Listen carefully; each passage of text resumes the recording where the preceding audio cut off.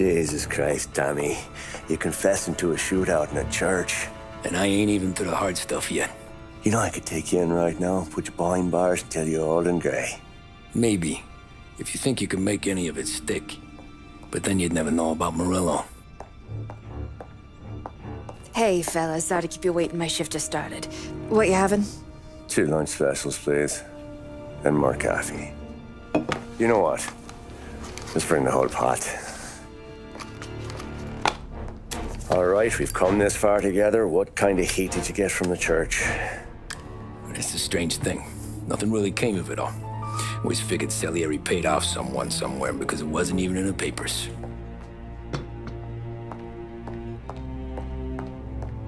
We just had to lay low for 7, 8 months. The cops kept showing up at the bar just to remind us they were watching. And Frank caught wind that Morello was helping Galati get reelected, hoping he'd go after the Don. Well, I recovered some account books from Morello's offices. 33 was a pretty good year for him. Bastard knew we were bleeding out before we did. While we were busy keeping our heads down, he started moving in on our rackets. Quiet at first, a few trucks go missing. Top burner has one too many highballs, drives off a bridge. One of our regular pickups suddenly closes up shop, moves upstate. You knew didn't catch on? Not me.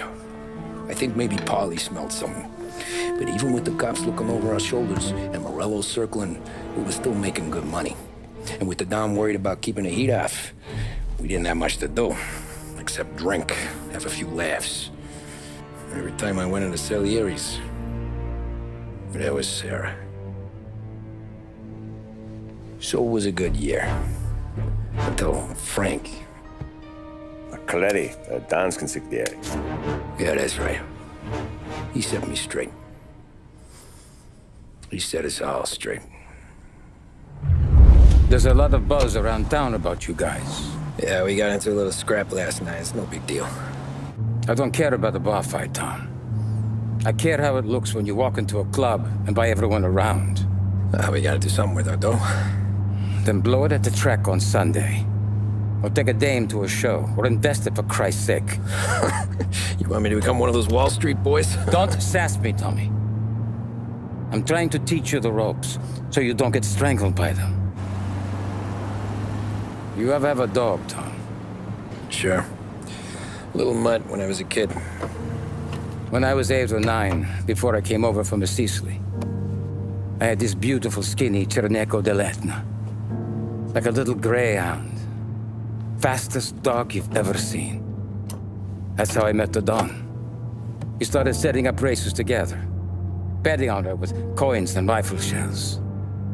There wasn't another dog that could catch her. She never lost. Until the day she did. We were only out the pocket knife, but I never saw the Don so angry. She got old on you? No. Pregnant. She went into heat, got out of the yard, and every dog in town had a turn.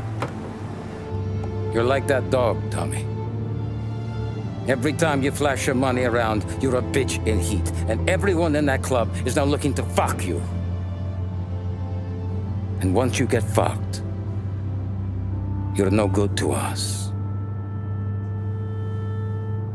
Do you understand? You made your point. Good. Because you need to think about your career here. Look, Paulie's hit his ceiling. He's the guy we want in a tussle, but he's not smart enough to run anything. Sam is loyal, but he has no vision. But you, Tommy, you could run this town someday. Well, I appreciate that, Frank. So, what happened to the dog? The Don tried to drown her. I broke his nose. You can let me off here.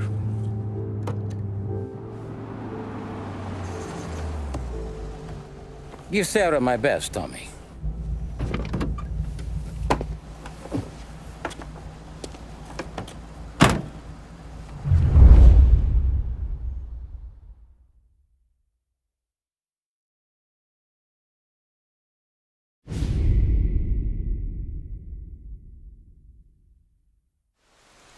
Back then, everything went through Frank. The plans, the orders, the money. You could get the call day or night. Ah, Tommy. Frank says to wait for him in the garage out in the back, eh? You got the job, I think. Thanks, Luigi. Sarah's cooking. She's bringing something over. In this rain? She's a good girl. I'll see you tomorrow, Luigi.